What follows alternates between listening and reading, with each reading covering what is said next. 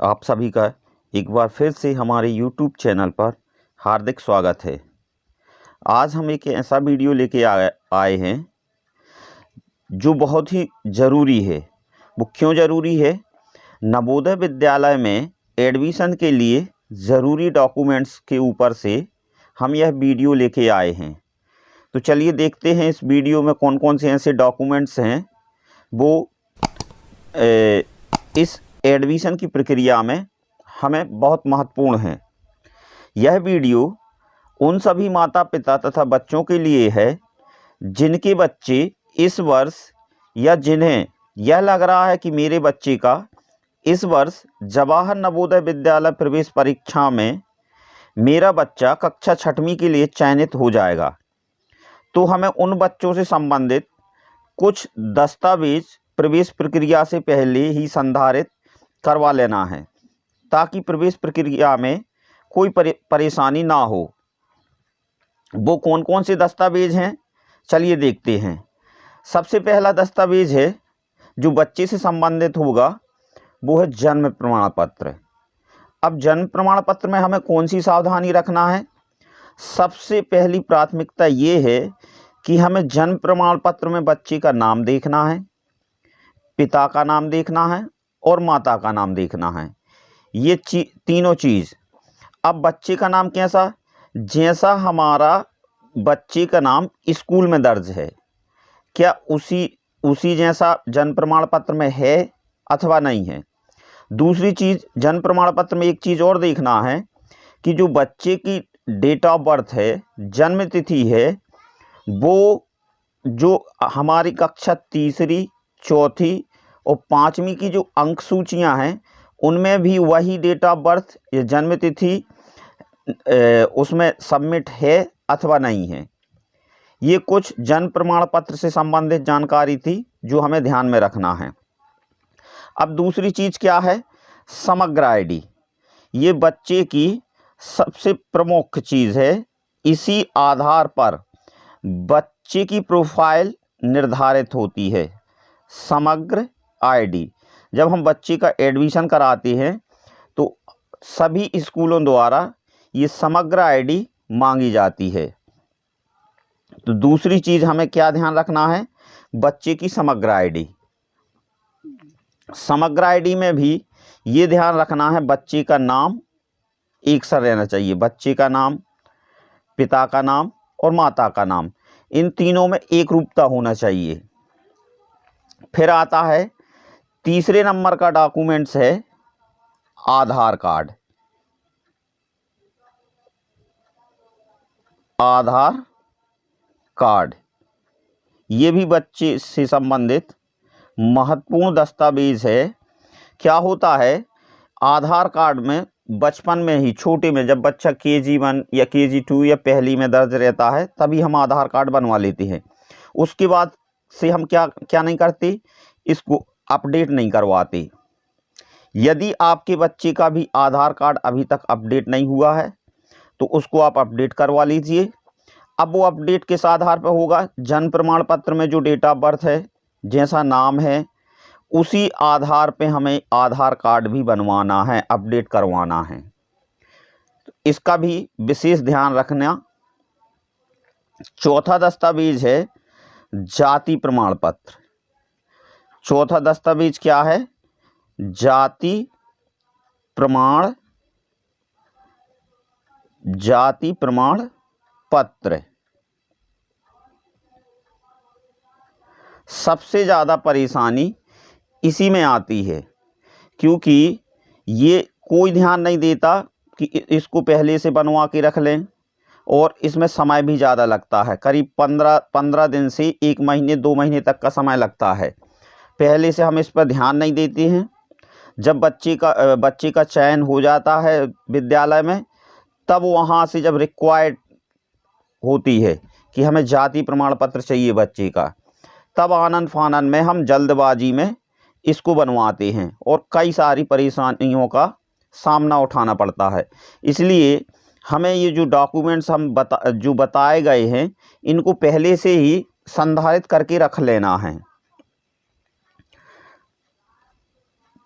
5वां दस्तावेज है मूल निवासी।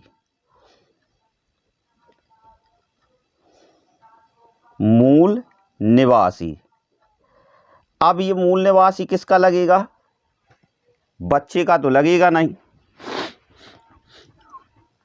ये मूल निवासी जो प्रमाण पत्र है ये पिता के नाम से रहेगा, पर उस मूल निवासी में उस बच्चे का नीचे नाम भी दर्ज रहेगा। तो इस चीज़ का विशेष ध्यान रखना है।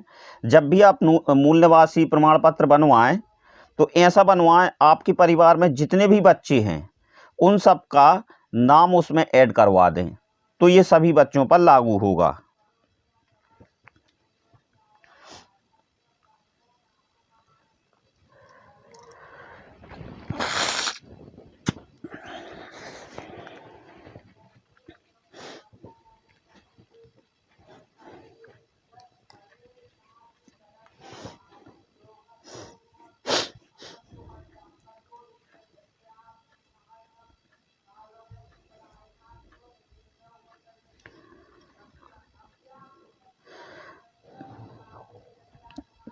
छठवें नंबर का दस्तावेज है आय प्रमाण पत्र।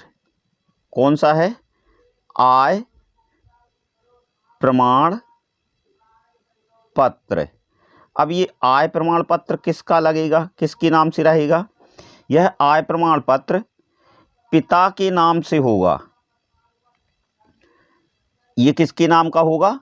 पिता के नाम का होगा, क्योंकि जब बच्चा कक्षा 6वीं में जवाहर नवोदय विद्यालय में प्रवेश लेता है तो कक्षा 6वीं, 7वीं, 8वीं, 9वीं से जो वहाँ पे कोर्स होता है वो पूरा टोटल CBSE पैटर्न पर निर्धारित हो जाता है। तो 9वीं के बाद से वहाँ पर कुछ मंथली फीस लगने लगती है, तो उसका निर्धारण किससे होता है?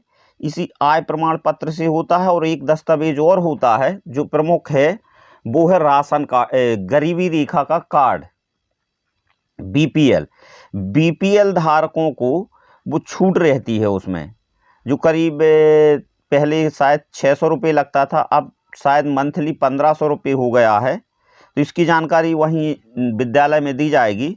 तो आप आय प्रमाण पत्र के साथ यदि आप गरीबी रेखा के नीचे जीवन यापन करते हैं तो आप वो भी अपना दस्तावेज दुरुस्त करवा लीजिए। कौन?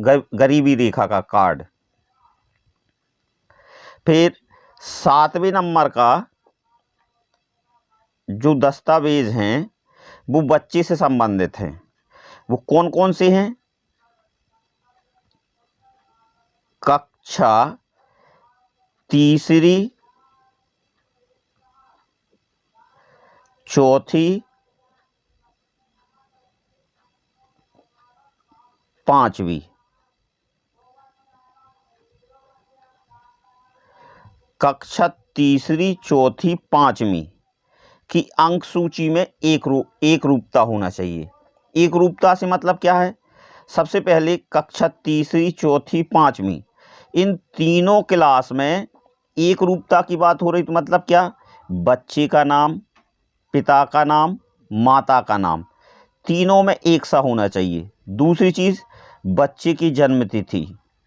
तीसरी चीज़, इन 3 क्लासों में कहीं बच्चा ड्रॉप आउट नहीं होना चाहिए।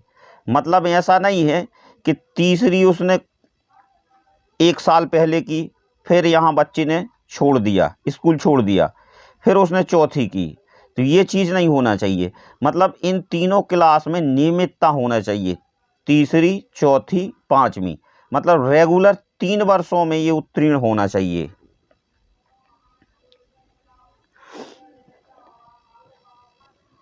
आठवें नंबर का जो दस्तावेज है वो कोई दस्तावेज नहीं है, वो हमें क्या करना है? इस समग्र आरडी के आधार पर हमें चेक करना है। अब चेक क्या करना है? प्रोफाइल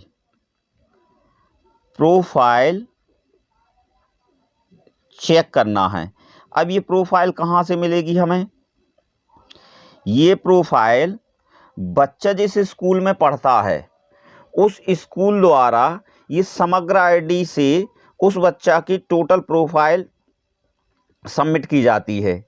उसमें बच्चे का नाम होता है, समग्र आईडी होती है और जन्म तिथि होती है, मतलब कक्षा तीसरी, चौथी, पाँचवीं से संबंधित सभी जानकारी होती है।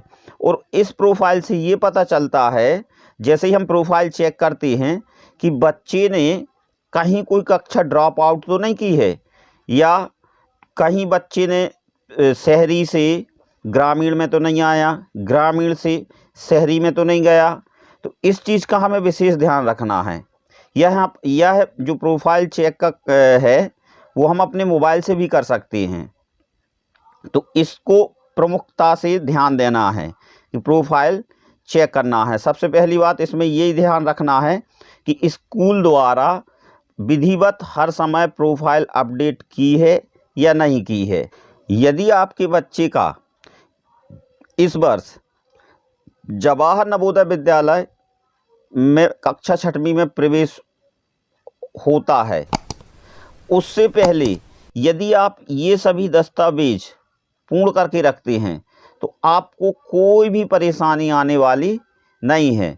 तो जिन माता पिता को या जिन बच्चों को ये लग रहा है कि हमारा इस वर्ष जवाहर नवोदय विद्यालय में कक्षा 6वीं में प्रवेश निश्चित है, तो वो यह सभी डॉक्यूमेंट्स तैयार करवा के रख लें, ताकि एडमिशन के समय हमें कोई परेशानी ना हो।